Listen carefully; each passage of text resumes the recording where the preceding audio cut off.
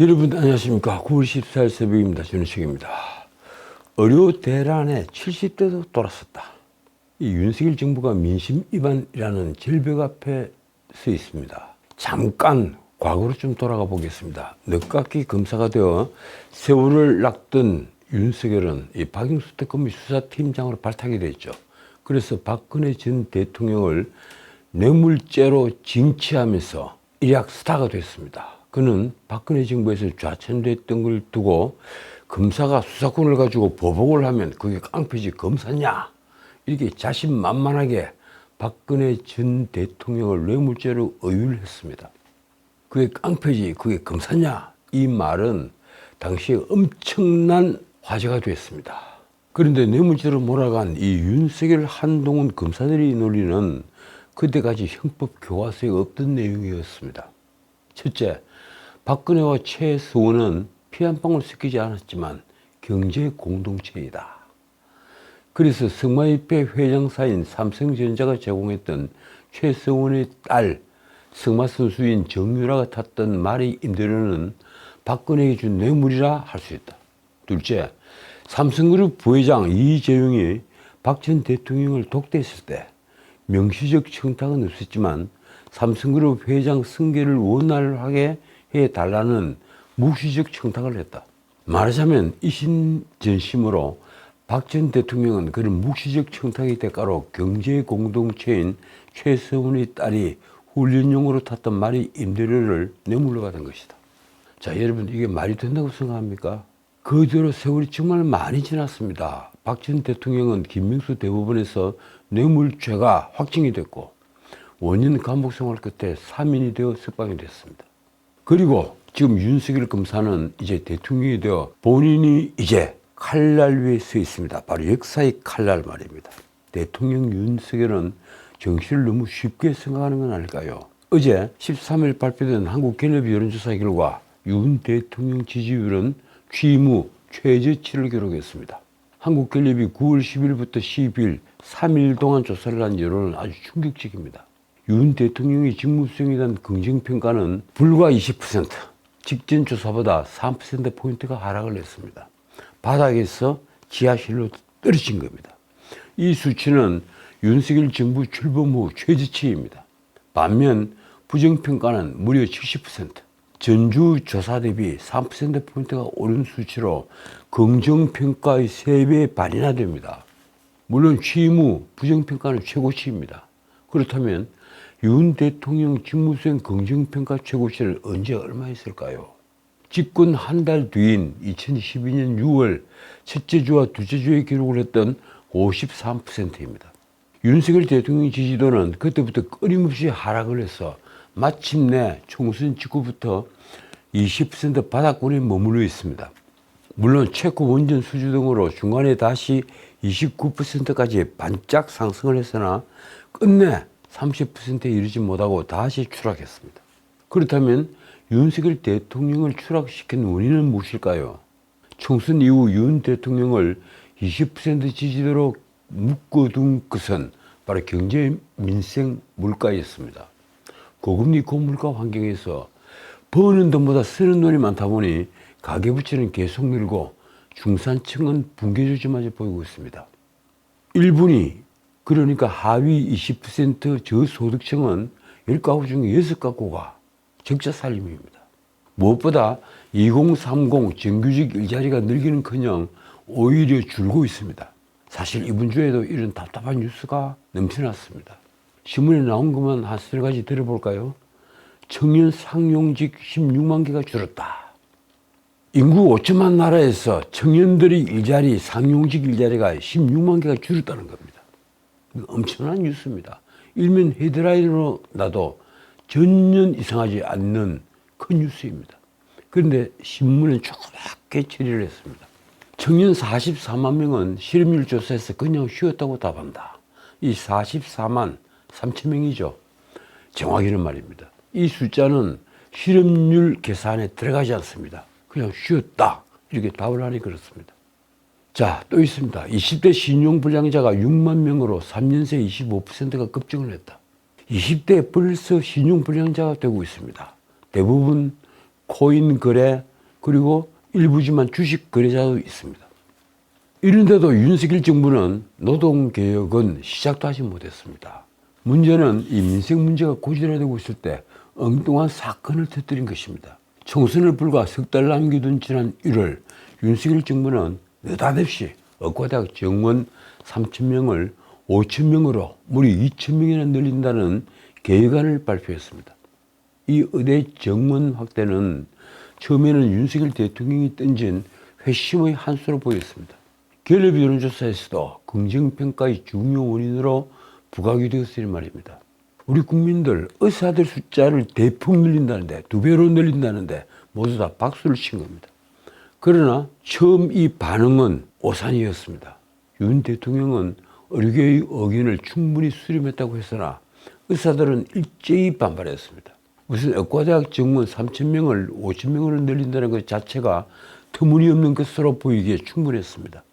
교육시설은 물론 교수진도 절대적으로 부족했으니 말입니다. 게다가 지방에 필요한 필수 의료진은 단지 의사 숫자가 부족해 벌어진 일이 아닌 것을 우리 모두가 알고 있습니다. 젊은 부부는 물론 어린이가 보이지 않는 시골에 수학과나 산부인과를 개원한들 얼마나 버틸 수 있을까요? 아니 누가 개원을 할까요? 어떻든 이 의대 정원 확대는 윤 대통령 국정수행 부정평가 첫 번째 원인으로 무려 18%입니다. 그 아래 경제 민생 물가가 12%이니 의료 대란 문제가 이제 와서 얼마나 국민을 화나게 하는지 알 수 있는 일입니다. 자, 그런데 국회 본회의 대정부 질문에서 한덕수 총리는 국민 가슴에 불을 찔렀습니다. 권력을 쥐고 있는 위정자로서 국민에게 조금 더 미안해하는 모습은 보이지 않았기 때문입니다. 한 총리는 야당 의원이 응급실에서 국민이 죽어나간다 이렇게 표현을 하자 발끈하면서 그건 가짜뉴스다 이렇게 말했습니다. 문헌상으로는 가짜뉴스가 맞겠죠. 응급실에서 사망을 해서 실려나가는 경우는 아직까지 보이지 않았으니 말입니다. 그런데 국민 감정상으로 그게 가짜뉴스일까요? 그럼 이 일은 어떻게 보아야 합니까? 지난 5일 광주 조선대 교정에서 심정지 상태로 발견이 된 20살 여학생이 12일 끝내 사망을 한 사실 말입니다. 숨진 학생은 농촌 봉사활동을 다녀온 뒤에 뒤풀이 자리에서 술을 마시다가 쓰러졌다고 합니다. 신고를 받고 출동한 119 구급대는 직선거리로 100m 앞에 있는 조선대 응급실이 전화를 받지 않자 차로 5분 거리인 전남대병원 응급실로 이 학생을 옮겼고 지금까지 치료를 계속해 왔습니다. 당일 조선대 응급실은 2명뿐인 의사 모두 긴급수술에 들어가서 환자를 받을 수 없었다고 합니다. 이 경우 환자가 죽어나갔다고 하면 가짜뉴스인가요? 한덕수 총리의 격한 발언은 또 있습니다. 그는 의료개혁, 의대 정원을 말하는 사람은 많다며 사실을 감추지 말라고 했습니다. 심지어 그는 전공의들에게 의료 대란의 제일 큰 책임이 있다고도 했습니다. 물론 그렇게 보는 사람이 많을 겁니다. 하지만 총리가 그렇게 말을 해서는 안 됩니다. 자, 한덕수 총리의 말이 이렇습니다. 의료 대란 책임은 모두에게 있다. 그런데 전공의들에게 첫 번째 책임이 있다. 지금 전공의들이 돌아오지 않으니까 응급실부터 이렇게 대란이 벌어지고 있는데 총리가 그렇게 말해서 어떻게 하겠다는 겁니까? 사실 더 큰 문제는 윤석열 대통령의 고집입니다. 그는 처음엔 의대 정원 확대 방침은 절대 양보할 수 없다고 했습니다. 사실 어제도 서울의료원에 가서 의사들 숫자를 확대하는 것 이걸 양보할 수 없다는 취지로 다시 말했습니다. 저는 깜짝 놀랐습니다. 왜 이 지점에 왜 또 그런 말을 하는가? 10년 뒤에 의사는 15,000명이나 모자라다는 걸 지금 의대 정원 확대 이유로 들고 있습니다. 결국 전공의들이 병원을 떠났습니다. 그리고 생각지도 않았던 의료 대란이 벌어지기 시작했습니다. 무엇보다 이 싸움은 명분 싸움입니다. 의사들이 제일 못 견뎌하는 것은 자신들에게 밥그릇 싸움 벌이는 거 아니냐 몰아세우는 겁니다. 저는 정말 이해할 수 없습니다. 왜 윤 대통령은 그 어떤 계획도 하지 못하면서 의대 정원 확대 같은 일에 지금 정권의 명운을 거는 것인가? 저는 정말 궁금합니다. 그렇지 않아도 윤 대통령에 대한 부정평가 원인으로 소통 미흡과 일방적이다, 독단적이다 등의 소통 문제는 늘 거론됐습니다. 왜 사람들은 윤석열 정부는 오만과 불통의 정부를 보고 있을까요? 결국 윤 대통령은 듣고 싶은 말만 듣는 통치자가 된 모습입니다. 어떻든 선의로 기획했던 의대 정원 확대는 이제 2주 연속 부정평가 이후 1위를 기록했습니다. 더 큰 문제는 지금 보수정 가운데서도 윤 대통령의 절대적 원군이었던 70대와 그리고 지역적으로 TK, 그리고 경북 대구도 지금 윤석열 대통령에게 등을 돌린다는 것입니다.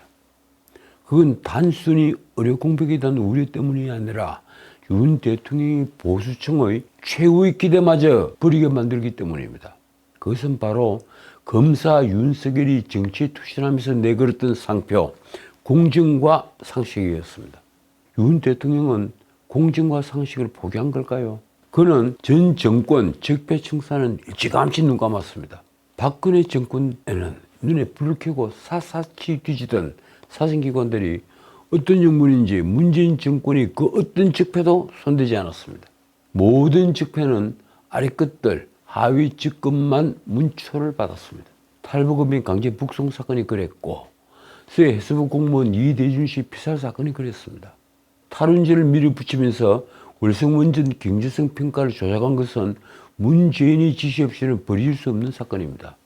그런데 당한 사람은 장관과 그 밑에 있는 산업부 공무원들입니다. 대통령 부인이 대통령 휘장이 붙은 대통령 전용기를 타고 타지마할 관광을 다녀왔는데도 누구도 그걸 관광했다고 말하지 못했습니다. 청와대 특수활동비로 옷과 장신구를 사들이고 그 증거로 관봉권 도뭉치가 돌아다니는데도 무슨 영문인지 모두 입을 닫았습니다. 심지어 판사가 그 내역을 공개하라고 판결까지 했는데도 문재인은 항소를 하면서 청와대 특수활동비 사용 내역을 대통령 기록물로 봉인을 해버렸습니다. 이러고도 그들이 민주주의를 하는 민주국민인가요? 타락을 할 대로 타락한 부패한 정치인일 뿐입니다. 나는 요즘 무너진 우리 경제보다도 사태를 이렇게까지 만든 윤석열 대통령에 실망한 핵심 지지층들이 등을 돌린 것이 윤 대통령 지지율 급락을 부른 것으로 봅니다. 예컨대 이 나라를 지금의 높이로 건설을 해온 70대 이상 세대의 응답을 보면 윤 대통령이 잘하고 있다고 응답을 한 사람은 이제 37%에 지나지 않습니다. 직전 조사보다 무려 8%포인트가 또 하락을 한 겁니다. 최근 한 달 동안 70대 이상의 윤 대통령 직무수행 긍정평가율을 보면 8월 4주차 60%, 그리고 8월이 마지막 주인 5주차 50%, 그리고 9월 첫 번째 주 45%, 그리고 이번 주에 37%로 급속하게 나빠졌습니다. 아주 급하락을 하고 있는 겁니다. 말씀드린 대로 윤 대통령에 대한 마지막 기대를 지금 보수층은 버리고 있는 것입니다. 그러고 보니 집권 여당 국민의힘 지지율도 28%로 현 정부 출범 이후에 최저치를 기록했습니다. 국민의힘이 기록한 지지율 최고치는 집권 초기인 2022년 6월 1, 2주에 기록을 한 45%입니다. 민주당은 국민의힘보다 8%포인트가 높은 33%, 그리고 조국당은 8%, 이준석의 개혁신당은 2%, 그리고 진보당 1% 순이었고 무당층은 26%였습니다. 자, 이제 다른 문제 하나만 짚고 마치겠습니다. 이 최근 김건희 여사의 대외 활동을 두고 다시 공방이 벌어지고 있습니다. 윤석열 대통령은 영상으로 국민에게 추석 인사를 전했는데 명품백 논란으로 설에는 윤 대통령과 함께 군무회하는 인사에 등장을 하지 않았던 김건희 여사가 이번에는 함께 출연을 한 겁니다. 대통령실은 김 여사가 추석 연휴에도 봉사활동에 나설 계획이라고 전했습니다. 그동안 김건희 여사는 거의 비공개로 활동을 해왔는데 명품백 수수와 관련해서 최근 검찰이 무혐의 판단을 내리고 아직 최종적으로 확정되지는 않았지만 수사심의위가 불기소를 권고한 뒤부터 드러내놓고 대외 활동을 하는 것으로 달라졌다는 얘기가 나오고 있습니다. 김 여사는 앞서 파리올림픽 선수단 격려 행사와 미 상원 의원단 만찬에도 윤 대통령과 함께 참석을 했습니다. 얼마 전에 기시다 일본 총리가 마지막으로 방한을 했을 때 기시다 배우자인 유코 여사와 엔터테인먼트사를 방문했습니다. 그리고 지난 10일 마포대교 치안센터를 찾았습니다. 바로 이 사안이 이 치안센터를 간 이 방문이 논란을 불렀습니다. 김건희 여사가 지난 10일 세계 자살 예방의 날을 맞아 마포대교에서 용강지구대 경찰을 대동하고 도보 순찰을 하며 무엇인가 자신의 의견을 전하는 모습을 찍은 사진이 대통령실에서 배포가 됐습니다. 솔직히 이 사진을 보면서 기가 찼습니다. 대통령 부인이 우리 사회의 가난하고 헐벗은 곳을 찾아 돌보고恩정을 베푸는 것은 아주 당연한 일입니다. 그런데 공직자가 아닌 대통령 부인이 공무원을 대동하고 일선 행정가가 해야 할 순시를 하면서 무엇인가 지시를 하는 모습은 솔직히 선을 넘어도 한참 넘은 겁니다. 더 기가 막힌 것은 이 사진을 배포해서 논란을 자초한 대통령실이 야권의 공세가 따르자 12일 반박에 나선 겁니다. 대통령실 관계자는 기자들에게 이렇게 말했습니다. 10일 저녁 때 이루어진 행보는 세계 자살 예방의 날을 맞아 이루어진 행보로 자살 관련 행보는 지난해부터 꾸준히 해온 연속성 있는 행보다. 이를 정정으로 삼는 것 자체가 상당히 부적절하고 과하다. 참고 행보라는 단어를 여기저기 계속 쓰니까 그 문장이 좀 특이합니다. 김건희 여사는 이 세계 자살 예방의 날인 9월 10일 119 특수구조단 뚝섬 순환구조대 그리고 한강경찰대 망원치안센터 또 용강지구대 등을 방문을 해서 현장 근무자를 격려했다고 합니다. 하지만 대통령실이 공개한 사진 속의 김건희 여사의 모습은 논란을 부리기에 아까도 말씀드렸다시피 충분했습니다.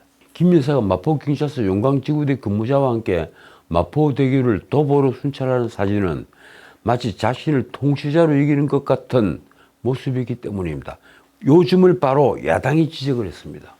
그런데도 대통령실 관계자는 이렇게 말했습니다. 대통령께서 중요하게 생각하는 과제 중에 하나가 정신건강이다. 영부인의 역할은 대통령께서 챙기지 못하는 곳의 목소리도 함께 듣는 역할도 있다. 김 여사는 그런 것들을 포함한 봉사활동 전반에 집중을 하고 있다고 보면 된다. 정말 그런가요?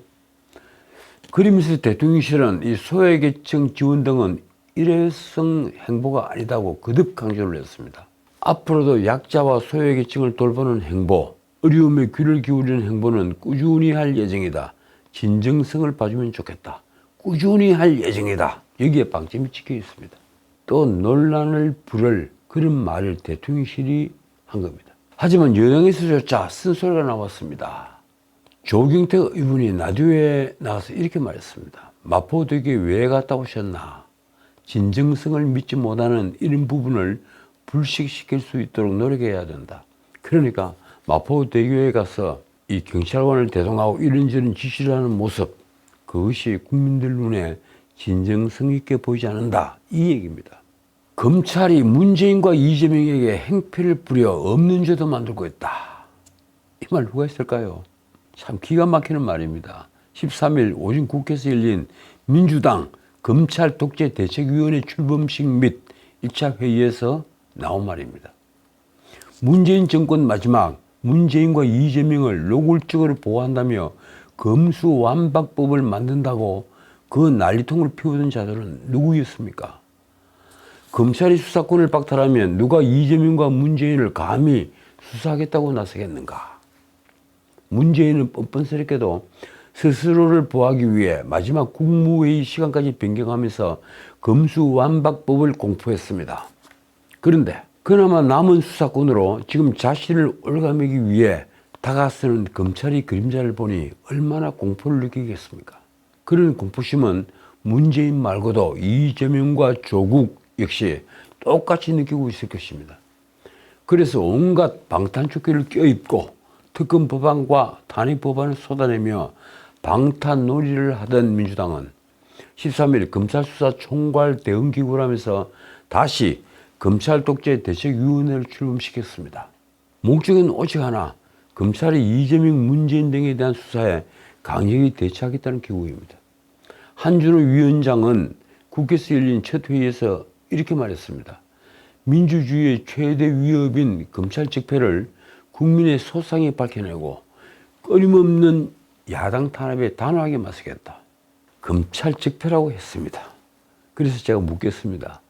부패를 수사하는 검찰이 민주주의의 위협입니까? 아니면 권력을 가진 것을 기화로 벌어진 부패가 민주주의의 위협입니까? 한준호는 이재명 수사를 두고 이렇게 말했습니다. 검찰이 야당 대표 죽이기 시도는 날이 갈수록 가관이다. 수사 기소권을 남용해서 이재명 대표의 사건을 조작하고 억지 기소를 남발하고 있다.